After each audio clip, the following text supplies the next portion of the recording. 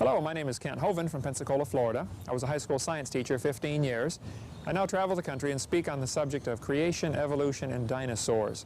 But for this tape you're about to see, this is one of my miscellaneous tapes in my section on how to make money. The real motive behind this tape is to teach students to get busy and get to work for the Lord and use their life for things that will be meaningful in eternity's sake. We hope you'll enjoy this tape. If you'd like a list of our other materials, you can call or write. We'll put our name and address on the screen. We'd be glad to send you those. We hope you enjoy this now. Thank you for joining us.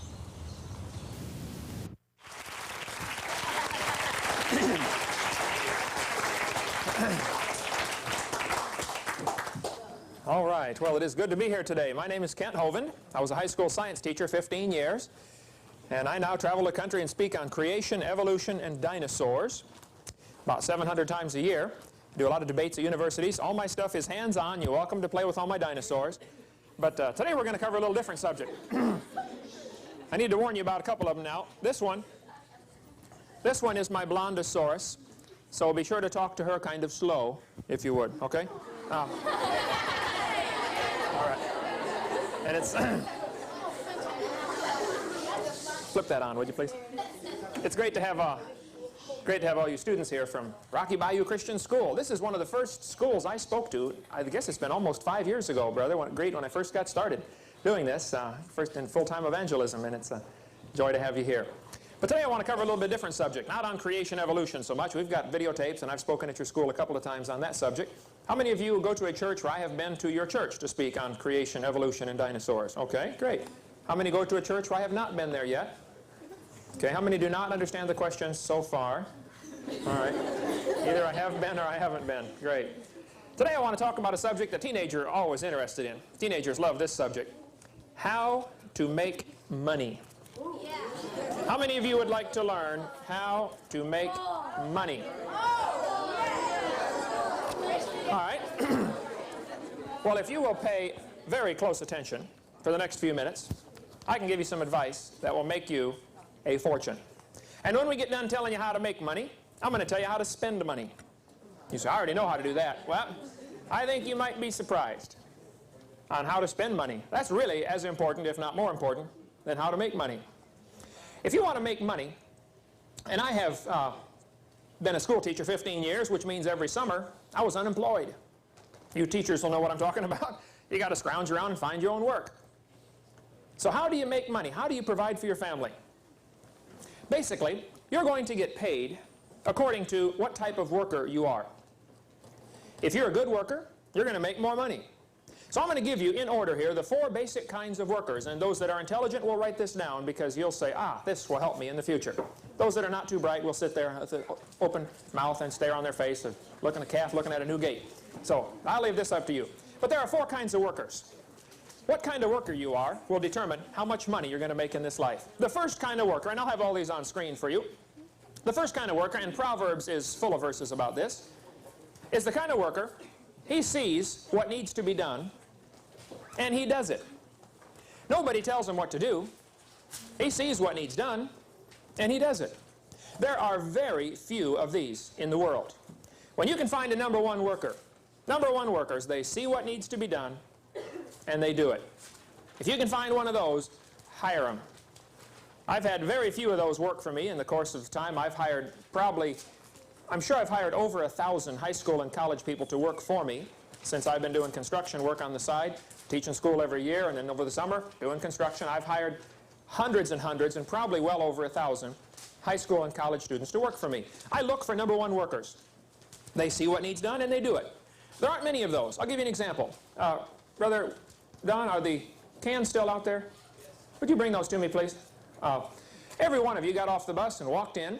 I had some things planted just to see if we had any number one workers in the crowd. Out by the pole, there was a Coke can smashed flat. And then in the hallway, there was another Coke can smashed flat. And I thought, I bet all the students will walk right past them. Now, some of you might have seen them, but nobody picked them up, right? Thank you, brother. Inside each of these Coke cans was a $5 bill. A worker will see what needs done and do it. I have done this probably several hundred times, I have only one time ever lost my money. That was last week. First time ever I had a student pick up the Coke cans. When I was teaching school, I would always do this. Instead of picking up all the trash on the parking lot, I would go tape a $5 bill under a piece of trash with a little note. Thank you for caring about our school and the way it looks. You may have this $5 bill. Pretty soon the students learn, hey, look for trash on the parking lot. See, most people see what needs done, but they don't do it. Hey, somebody ought to pick that up. Yep, somebody should have picked that up, shouldn't they? You never know what's going to be in there. Example, number one workers would see something, they say, hey, that's not right, and they fix it automatically. Another thing we did before you all came in this room, we messed up every single songbook. None of the songbooks are in there straight. Ah, yeah. Now, when you sat down in your seat, there's no money in them. Not that I put in there. When you sat down in your seat, some of you didn't even notice. Hey, the songbook's not straight. If you noticed and you didn't straighten it, then you're not a number one worker. Number one workers, they see what needs done and they do it. If you can learn to do that, I'm telling you, you'll make a fortune. I'll give you an example. We had a kid at our college in Texas. We'll call him Jeff here for an example. Jeff came to me one day. He was one of my college students. I was teaching, and he said, Brother Hovind, I need a job. I said, now, Jeff, let me ask you a question. Do you need a job or do you need money? He said, well, I guess I really need money. I don't have to have the job, do I? I said, no. You really need money. You don't need a job. He said, okay, I need money. He said, but I thought I had to get a job to get money. I said, well, normally you do. I said, what have you tried, Jeff? He said, oh, man, I've applied to McDonald's and Hardee's and Kentucky Fried. And I said, well, Jeff, if they do hire you, they're going to pay you $4.50 or $5 an hour, and they're going to make a profit off of you, right? He said, well, yeah. I said, well, why don't you work for yourself? He said, I don't know how to do anything. I said, you're in college and don't know how to do anything? He said, well, I can play Pac-Man pretty good, but I said, well, nobody's going to pay you to play Pac-Man or change channels on the remote, you know. Boy, you're really good at that. I said, surely, Jeff, you know how to do something. He said, no, Brother Hovind, I don't have any talents at all. I can't work on cars. I can't build houses. I can't do much of anything. I said, well, Jeff, come on. Let me give you an example. Can you clean out gutters? Jeff, are you smart enough to put the ladder up against the house, climb up, clean the leaves out of the gutters, and throw them in a bag? Think you can handle that, Jeff? He said, yeah, I believe I can handle that. I said, all right. Why don't you today start Jeff's gutter cleaning service? You're going to have your own corporation. You're going to be the president and executive vice president and the whole thing. You are the company.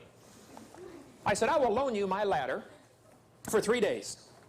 After 3 days, you're going to have to rent it off of me if you still want to borrow it, because I do not like loaning out tools. I'll rent it to you for $10 a day, because I don't want to rent it to you, okay? But for 3 days, you can have it free. Here's what I want you to do, Jeff. Put my ladder on the roof of your car. Tie it down, please. Then get a roll of garbage bags and drive down to a neighborhood that has gutters on the houses. It's very important, if you're going to clean out gutters, they have to have a gutter to clean out, okay? Drive down, find the neighborhood that has gutters, and you can tell sometimes from the street the gutter needs cleaned out, especially if there's leaves hanging out of it or if there's little trees growing in it. Then you know it's been a while since it's been cleaned out. I said, go up and knock on the door and say, hello, sir, ma'am. My name is Jeff. I'm putting myself through college. I noticed your gutters need cleaned out. I will clean out your gutters for $10. Do not walk up to the door and say, hello, ma'am. My name's Jeff. I'm putting myself through college. Do you have any jobs you need done around here? They will not be able to think of any jobs that need done.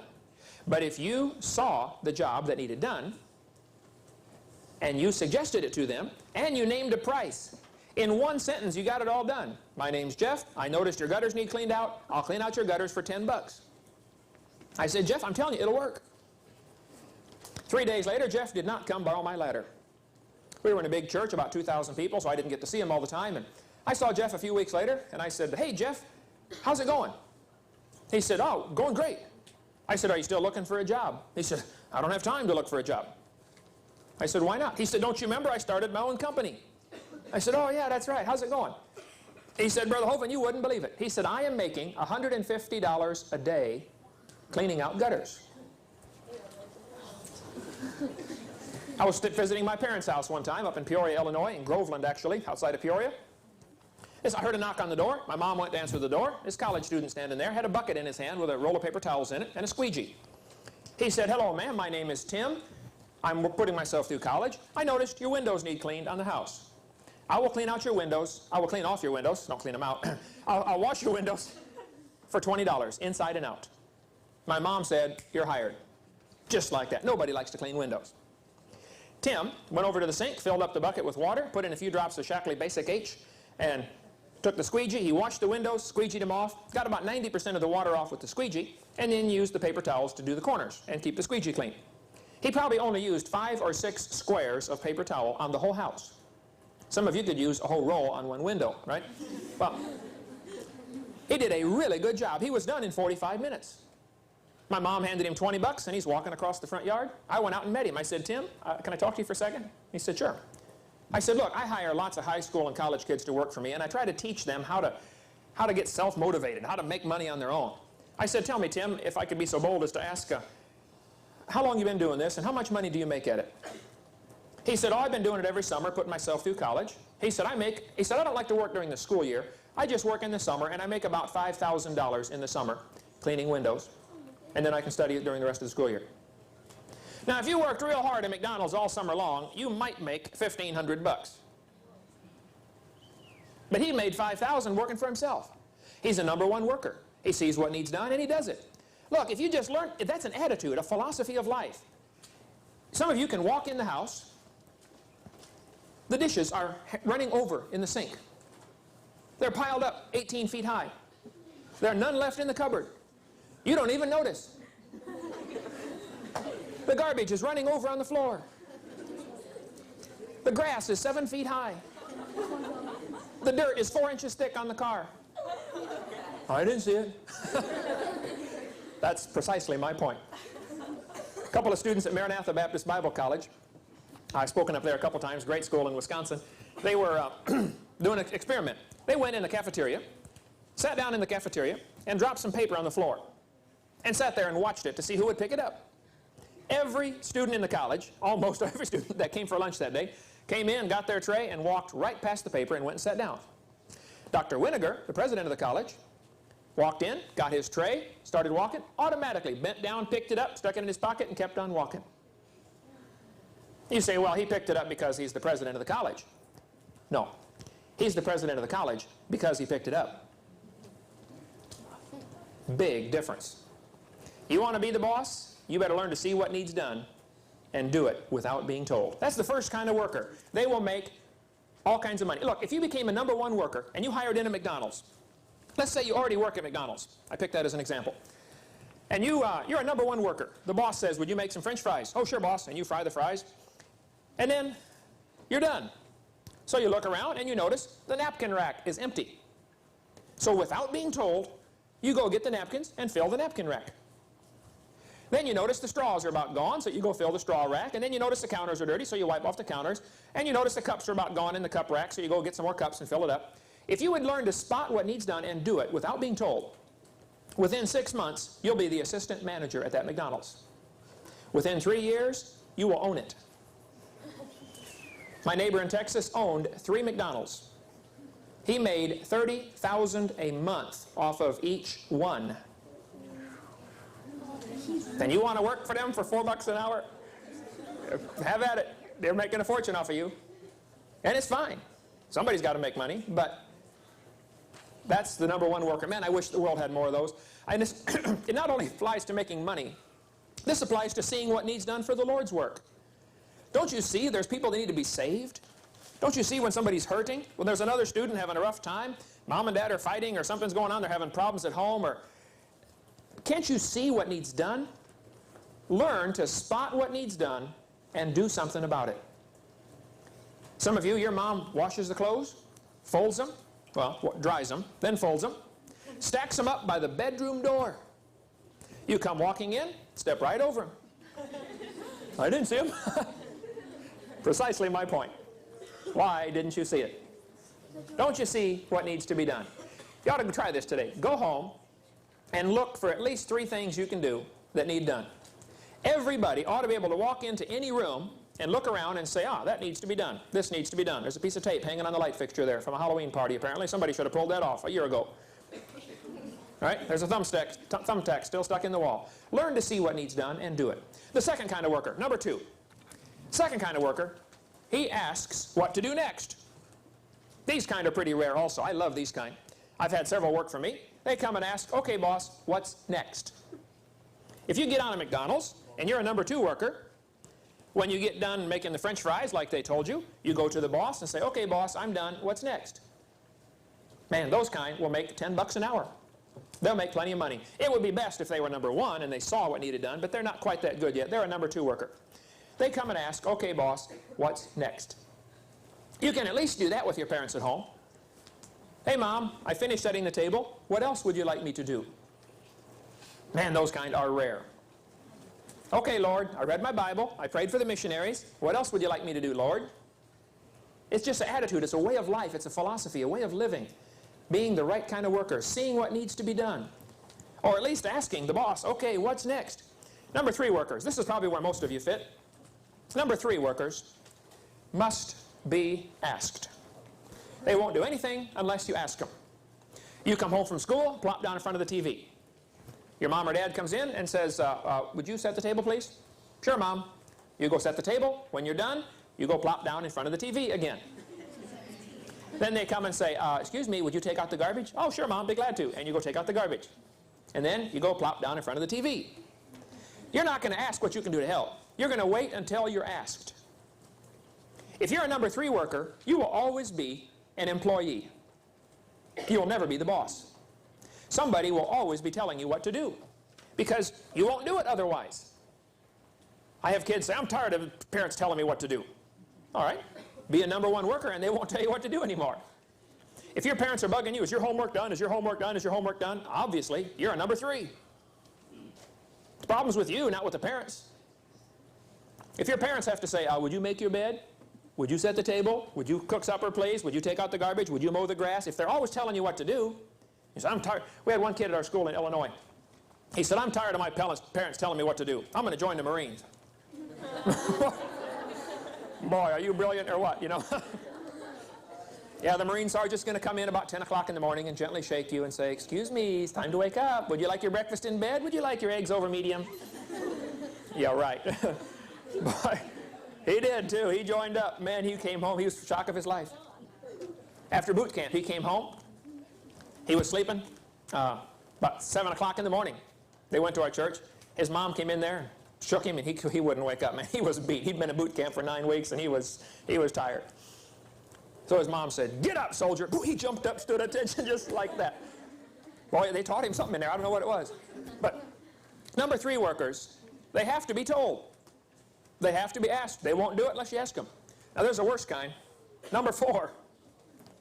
You say, worse than a 3? Oh, yeah. This is where some folks are. Number 4 workers must be found in order to be asked. You can't even ask them to do the job because you got to find them first. Some of you are masters at this. You have learned. You know what time Dad comes home from work. You got it down to a science. Let's see. Dad comes home at 10 after 5. Here it is, 5 o'clock. If I'm here when Dad gets home, he's going to give me a list of jobs to do. So I better figure out some place to be besides here. You've learned, hey, I think I'm going down to Herman's to play basketball for a while, or I'm going to go do this. I'm going to be gone so they can't even ask me to do the work. You know, hey, it's almost supper time. Mom's going to be cooking, setting the table. I better go find someplace else to be. Let's see, supper's over. Dishes need done, table needs cleared off. I better go find someplace else to be. Number 4 workers never succeed at anything. I've seen them. They never do grow out of the number 4 stage. When I worked at General Motors in Pontiac, Michigan, while I was going to Bible college there, we had some number 4 workers. They hired into General Motors, and you never saw them again. There'd be one guy driving the forklift around, and 3 guys hanging on the back. And I'm thinking, their boss is looking for them. And that boss is thinking, now where did that guy go anyway? My brother is a tremendous teacher, just a whiz teacher up in Illinois, and he's taught 25 years now, I guess, in 5th and 6th grade. Gave me some great ideas for teaching tips. I collected for years teaching tip ideas, you know, how to handle certain problems. Teachers, this may help you. If you have a student, they say, teacher, can I go out to my locker during class time? Or can I go to the bathroom? Or can I go get a drink? Something they should have done during break time. They want to take your class time now to do it. You have learned, teachers, there are some students, you don't trust them to go out in the hallway during class time. They can spend an hour and a half going to sharpen their pencil. How many know what I'm talking about? You've seen one like that? Oh, yeah. Can I go get a drink? 3 days later, they come back. Where you been? Well, it was a long way to the water fountain. Yeah, I had to go downtown to McDonald's to get the drink, you know. Right. You didn't say where I was going. You got to find them before you can ask them. Those kind are so frustrating. So my brother said, hey, Kent, why don't you do this? If a kid says, Mr. Hovind, can I go to the bathroom? Can I go get a drink? Can I go do this? And they should have done it during class time. Tell them, sure. But every second you're gone is 2 seconds after class you sit there in your chair. Double time. A simple idea. Takes them 30 seconds to go to their locker. They owe you a minute after school. Now the pressure's on them to hurry back. See, number 4 workers, the pressure's on the boss. Where did he go? Where did he go? Where did he go? Got to find that guy. Look, don't be a number 4 worker. If you learn to be a number 1 worker, I assure you, you'll make plenty of money. Last summer was my wife's and I 21st anniversary. We sat down and figured out how much money we have spent since we've been married. In 21 years, we have spent all of it. And then some. How many of you could figure about the same way? It'd be about the same with your family, right? Spent all of it, yeah. Didn't take us long to figure that out. Look, it's going to cost a fortune. And if you think you're going to make it working for $5 an hour flipping hamburgers, and I'm ready to get married, I got me a good job, and I'm going to get married and a couple of kids. For $5 an hour, you are in for the shock of your life. Look, you take your hourly wage and you double it. That's times 2 for the 7th graders. And then you add 3 zeros. That's your yearly wage. If you're making $5 an hour, that's $10,000 a year. You say, $10,000 a year? That's a lot of money. Wait till you got a wife and kids. My son can eat $10,000 at one meal. We go to Arby's, we'll get 5 roast beef sandwiches. Okay, Dad, what are you going to get? I was going to have one of them, son. Look, it takes a lot of money to live these days. You better learn to be a number 1 worker. But if you could learn to apply that into the spiritual realm where you can see what needs done, don't you think there are some missionaries out there that are hurting that would love to get a letter from home? Why don't you walk down the hallway at your church and see the mission board and say, hey, I'm going to write a letter to this missionary and encourage him. Proverbs 25, as good news from a far country, so is cold water to a thirsty soul. I got it backwards there. Proverbs 25:25. Learn to see what needs done and do it. Now, let's suppose you got a bunch of money, okay?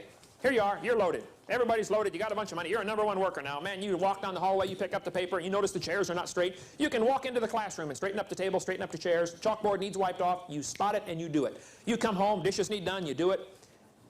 Garbage needs taken out, you do it. Don't say a word, don't ask for any glory, just do it. Grass needs mowed, do it. Pretty soon your mom's going to say, wow, what's happened to my kid? And they're going to start trusting you with more things. So my parents don't trust me. They can't. You're a lazy slob. That's the problem. Okay? If we all loaded up on the bus right now, and we went to your house and looked in your bedroom. Oh yeah. Then we'd find out what kind of worker you really are. You say, can I go there 10 minutes ahead of time? No, no, no. I mean right now. Maybe you ought to start a deal around your house where if you leave for school in the morning and your room isn't clean, that night, no TV, no phone calls, and no friends over. Ooh, that would motivate them, wouldn't it? Okay, we got to hurry here. Now, you got a bunch of money. You're rich. You're loaded with money. You made a fortune. How are you going to spend your money? How many of you have already spent some money in your life? You've already spent some money, okay? Thousands and thousands, right? I'm going to share with you some ideas of how to spend money. But if you write these down, you write down 1, 2, 3, 4, and put a space in between each one. I'm going to give you number 4 first. I'm going to give these to you in reverse order. So put down 1, 2, 3, 4, and we're going to start with number 4. This is the worst place to spend your money. There are 4 places to spend your money, and I'm going to give you the last one, the worst one, first. You say there's more than 4 places to spend your money. No, there's basically 4 different places you can spend your money. You can spend your money on things that last a few hours. There's a lot of things that only last a few hours. Food, candy, thrills, sporting events. If I gave you $5, if you had found the can and got the $5, that means you're a good worker. You spotted it. Now what are you going to spend it on? Candy. Ooh, wow. Food. Look, when you're 5 years old, kids that are 5, the first thought comes into their little brain is food, right? You give a kid $5, something for the mouth, right? That's as far as they can think. They cannot think any further than their mouth. That's as far as their brain works. Now, how many of you could spend $5 on yourself on one meal? How many could do that? All right? How many of you could spend $10 on yourself on one meal? One meal? How many could spend $15 just on yourself, just on one meal? All right, put your hands down. Now, 6 hours later, you're hungry again. You say 6 hours is nothing, it's about 2 hours for me. Okay. If you spend, normal people eat about 100 meals a month. 3 meals a day, a few extras here and there. Some of you I know, teenagers, eat a lot more than that, but let's round it off to 100 a month, all right? If you spend $5 on yourself on every meal, that's $500 a month. Just for you. Now, how many of you could fill yourself up just as full on a couple of peanut butter and jelly sandwiches and a glass of milk, and you could be full for less than $1? Well, now think about it. At 100 meals a month, if you're spending $5 a meal or $1 a meal, that's going to make a big difference over a lifetime. A real big difference. I mean, huge. Things that last a few hours are not a good investment. Now, you got to have them, okay? You got to have food. How many of you could spend $10 going to see a sporting event? A pro game. Let's say there's a pro game. You're going to go see some pro team play. How many could spend $50 just on yourself on one transportation, food, and tickets to get in? Okay, let's suppose you're going to go to the Super Bowl. How many, transportation, motel, the whole thing, could spend more than $300 just on one person going to see the Super Bowl? No problem. Let me ask you a question. After the game is over, the next morning, what do you have? You have a ticket stub, right? Little stub. And memory. I saw the game. But you're going to forget about it 20 years from now. It's not going to matter. I'm not saying it's bad. It's just not a smart investment. That's all. Things that only last a few hours. Food, sports, thrills. We went to Disney World one time. Took my family there. Being a mathematician, I got my stopwatch going. And I said, you know, we're here on a light day. There aren't many folks here today. I'm going to see how much time we spend on the rides. Not waiting in line. Not walking to the ride. As soon as the ride starts, I start the watch. As soon as the ride quits, I stop the watch. We ran between rides. We were there for 12 hours. It was a light day. Not many folks there. We ran between the rides. We got as short lines. We did as many as we could to cram it in there. We spent 29 minutes out of 12 hours. They make a fortune while you stand there waiting in line like a bunch of cows going to market, right? Okay, everybody move up 2 steps. It's not wrong. It's just not a smart investment, that's all. It's just learn to invest a little wiser than that. Now, when you get a little smarter, a little older, a little more mature, you're ready for category number 3. Category 3, remember I'm giving you the list backwards, you can spend your money on things that last a few years. A car, furniture, clothes. That's going to last a few years. That's a little smarter. You give $5 to a 5-year-old kid, first thought comes into his brain is food. But you give it to a teenager, they're starting to get a little smarter. Clothes. That's still only category 3. It's not as good as it ought to be, but hey, it's not too bad. How many of you girls could spend $100 on yourself on one outfit in one day? You could go to the mall with $100 and spend it all on yourself, one outfit. Every girl here, right? Now, let me ask you a question. I want you to go to the mall today. I want you to spend $100, buy yourself a nice outfit. I want you to wear it. I want you to wear it for 6 weeks. Not every day for 6 weeks, you know, but wear it once or twice a week. Wash it once in a while.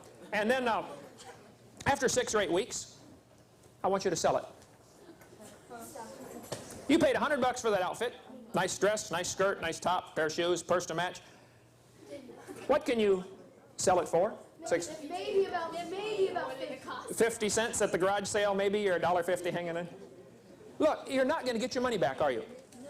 Clothes are not a good investment. Now, you got to have clothes, but how many of you could spend 50 bucks on one pair of tennis shoes? Easily, right?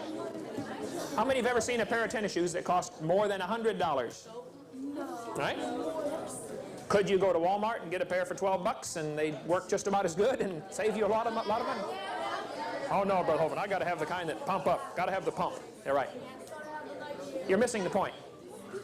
You can spend your money foolishly on things that are not going to last very long. Cars. I've had 94 cars since I've been driving. I like cars. I've had 52 motorcycles. I got 5 of them right now. I like motorcycles. I've never had a new any of those. Always had a used one. I fix them up, ride them around, sell them. Since I've been driving, age 16, I got my first Volkswagen for 300 bucks. Drove it for 6 months and sold it for 600. I thought, hey, this will work. So I looked for another old beat-up car, fixed it up, washed it, waxed it, you know, wax on, wax off, Karate Kid. If it rattled, I fixed it, sold it, and made some money. I thought, hey, this will work. I began looking for old clunkers, buying them, driving them for a while, fixing them up, selling them, sometimes losing money, sometimes making money. I kept track for the last 26 years that I've been driving of every car I've ever bought, how much I paid for it, and how much I sold it for. My son, last year, and I figured up the profit or loss. Over 26 years, I have made $15,000. Now, that's no big deal. It's only $800 a year. That's not enough to live on. But that beats spending $200 a month on a car payment. Don't look at a new car and say, oh, I can afford that car payment. Oh, no, no, no, no. You're looking at it all wrong. Can you afford the car? If you can't pay cash for the whole thing, you probably don't need it. Yeah, but you mean get a used car? Might have a problem. The new cars have problems.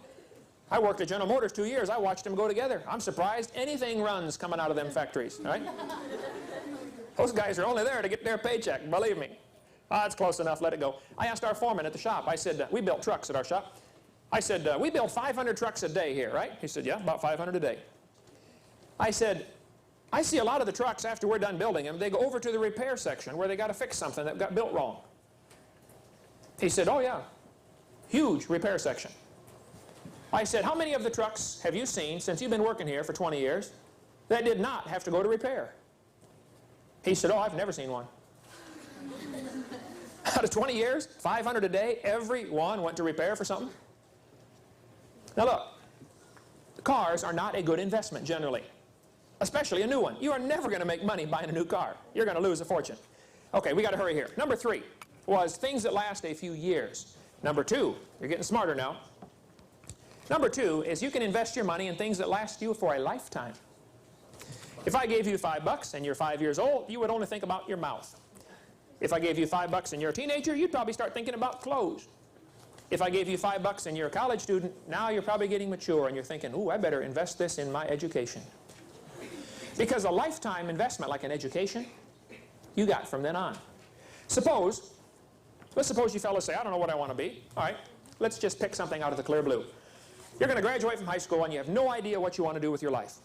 Lots of kids are that way. That's not bad. Why don't you get a trade, get a skill to do something? If you spent $500 to go to Okaloosa Walton Junior College here to become a certified diesel mechanic, just pick a trade, diesel mechanic, right? After spending $500 or $1,000 to get your certificate, you have invested $500 to $1,000.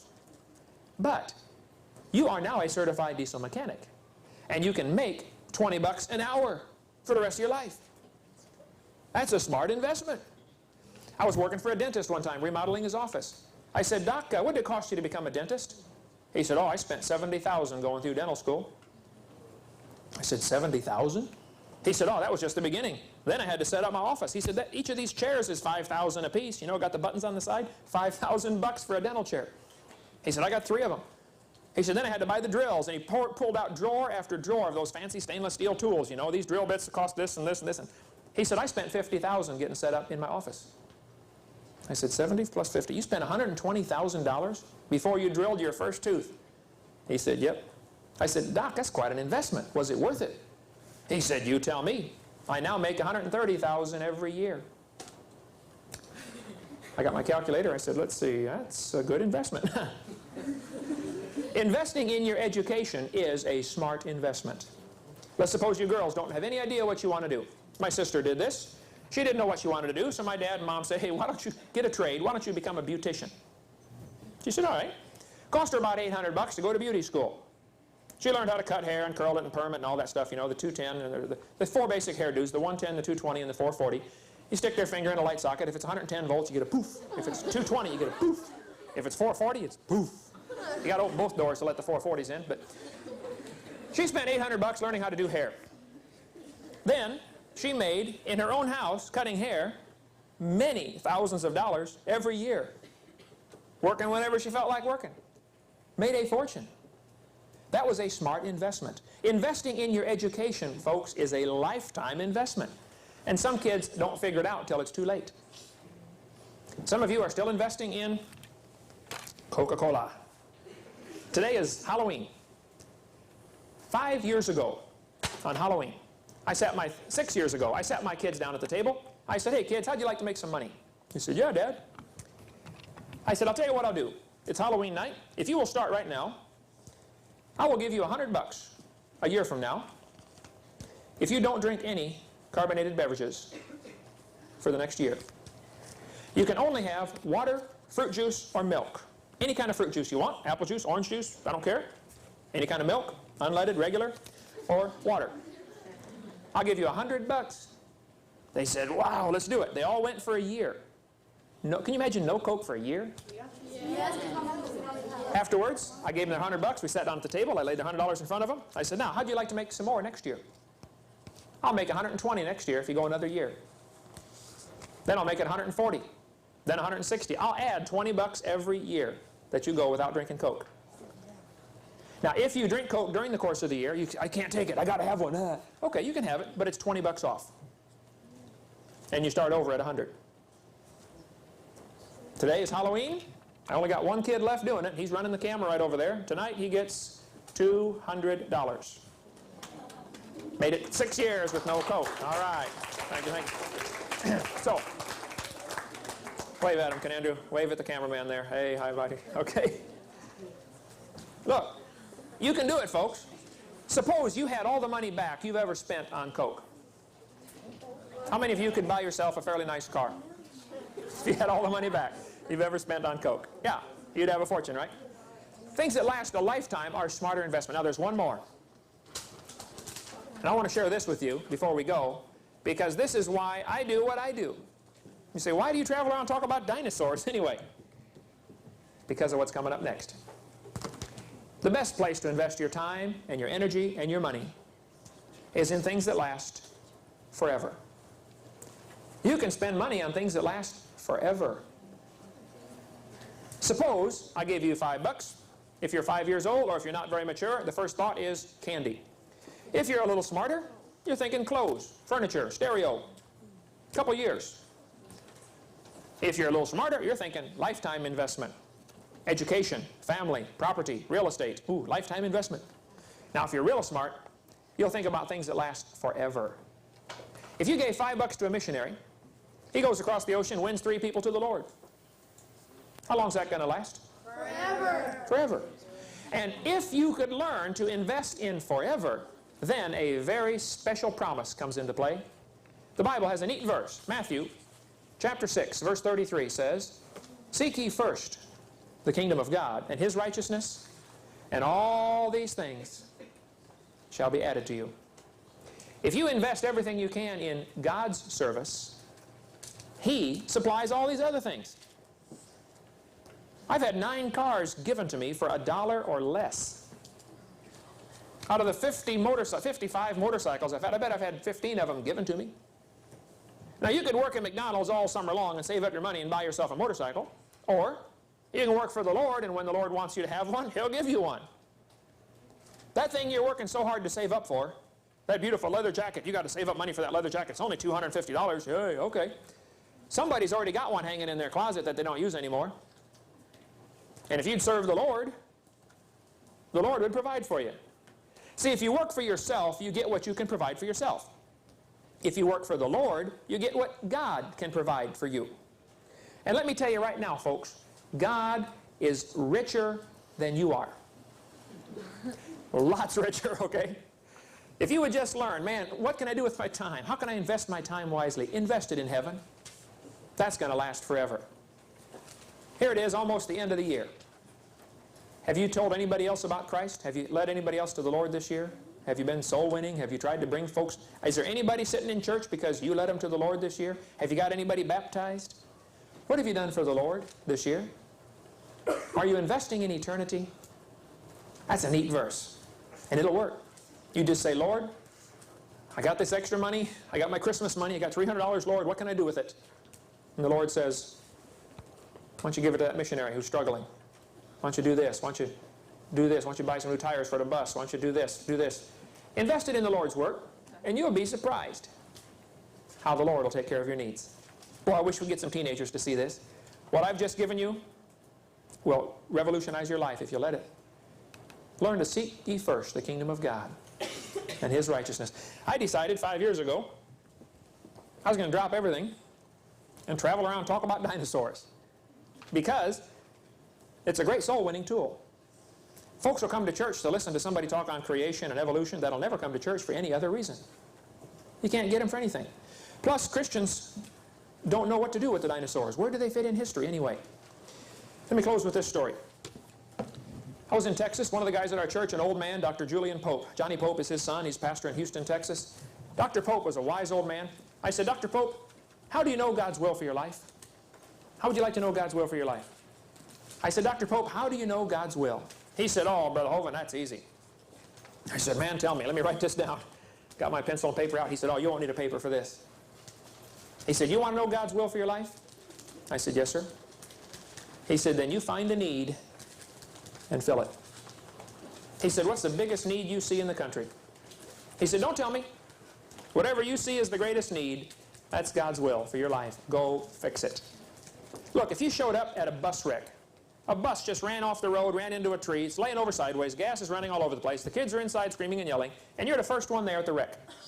You stop your car, you get out of the car, and you look, and all the kids are screaming in there, help, help, help. Are you going to stand there until somebody else comes along and says, excuse me, would you go rescue that kid, please? Oh, sure. Don't you see what needs done? Until somebody shows up and takes charge of the situation, you can do something. Go get somebody out of the bus, right? Find something to do for the Lord. If you're busy serving the Lord, then He'll steer you off where He wants you to go. You say, I don't know where I want to go to college at. You just serve the Lord now while you're in high school. And the college will take care of itself. Get moving. Look, if you're in a car that's not moving and you turn the wheel, it doesn't do any good. The car's still pointing the same way. But if it's rolling, it's easier to steer for one thing, and then it'll have some effect. Do something for the Lord. If you don't have a ministry for the Lord now as a high schooler, you're failing. You ought to be working in a Sunday school class, working on a bus route, helping in nursery, doing something for the Lord. Everybody ought to have a ministry by the time they're in high school. Write letters to missionaries. Do something. Invest your life in the Lord's work, and He'll supply everything else you need. It's a neat way to live. Let's pray. Heavenly Father, thank you so much for these young people coming out today. Lord, I pray that you help each one of them to examine their heart and invest their life in things that will last forever. Lord, we've got a whole world full of kids that are investing their life in things that aren't going to last very long. There's a lot of kids saving all their money to buy that new car, to buy those fancy clothes. Lord, there just aren't many teenagers investing their life in forever.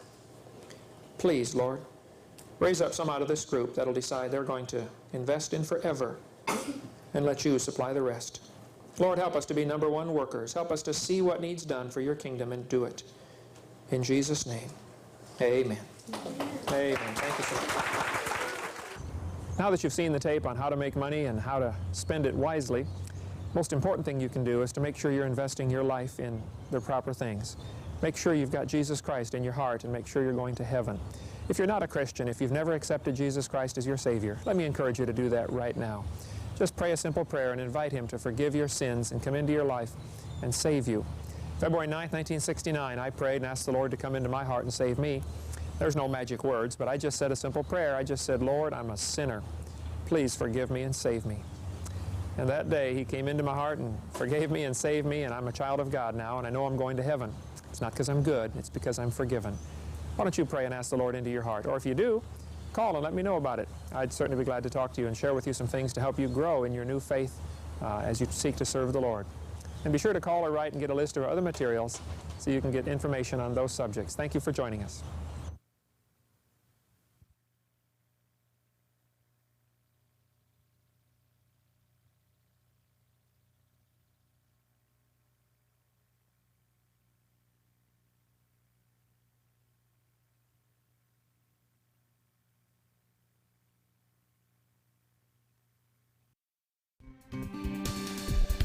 Do you want to know more about how to combat the godless theory of evolution?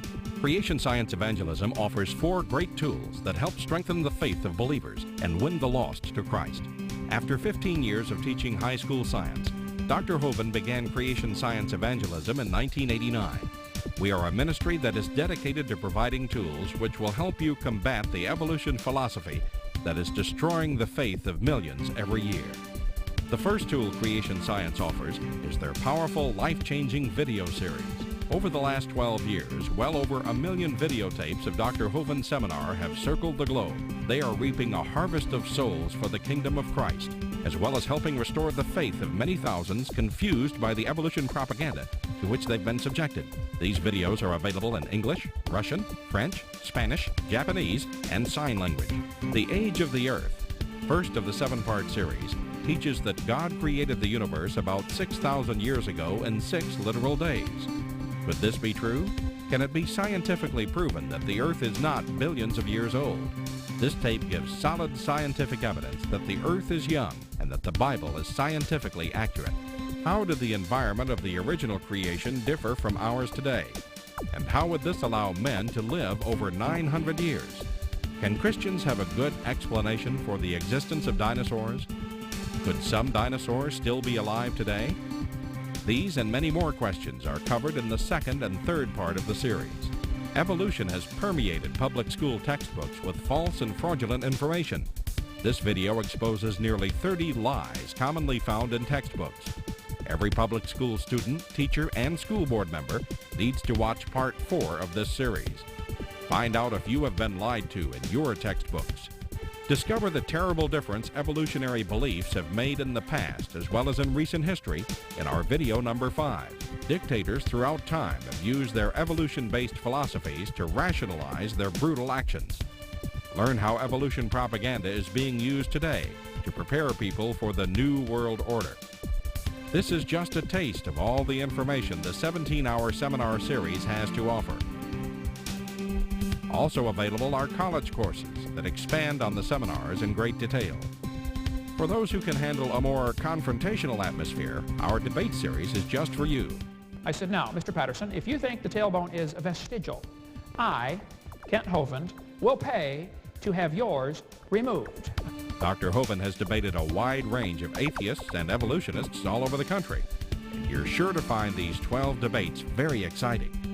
These would be perfect to present to that scientifically minded person who likes to argue their point. Our topical series includes exciting topics like why evolution is stupid, public school presentation, children's video about dinosaurs, the Bible and health, Leviathan, the fire-breathing dragon, and many more. Creation Science also offers a variety of visuals like the longevity chart, which presents the entire lineage of Adam to Joseph as given in Genesis. It's exciting to see exactly how many generations were alive at the same time. Hundreds of books on a variety of subjects, videos on incredible creatures that defy evolution, t-shirts, fossils, and more. Make Creation Science Evangelism the one-stop shopping center for your creation material needs. Our 2 websites, www.drdino.com and www.dinosauradventureland.com, provide our second tool for evangelism. drdino.com is packed with lots of information, from charts and graphs to articles and frequently asked questions. This is also where you will find more information on all of the products CSE has to offer. DinosaurAdventureland.com is great for the kids. They can play lots of fun games and see unusual rides and activities located at Dinosaur Adventureland in Pensacola, Florida. Thousands visit our sites regularly to gain insight into God's creation. The third tool available to you is the live seminars conducted by Dr. Hovind and his son Eric. Since 1989, Dr. Hovind has held seminars and debates in hundreds of churches, schools, and universities in 49 states and 30 foreign countries. His fast-paced, illustrated seminars cover diverse topics such as evidence for a young Earth, how long Adam lived, dinosaurs living with man, where races came from, radiometric dating, and much more. Our fourth tool is the new, exciting Dinosaur Adventureland. Many thousands have come from all across America to visit our museum, creation bookstore, science center, and theme park, where God gets the glory for science. Our unusual swings, rides, and activities each have a science lesson as well as a spiritual lesson. Captivate everyone from age 4 to 94.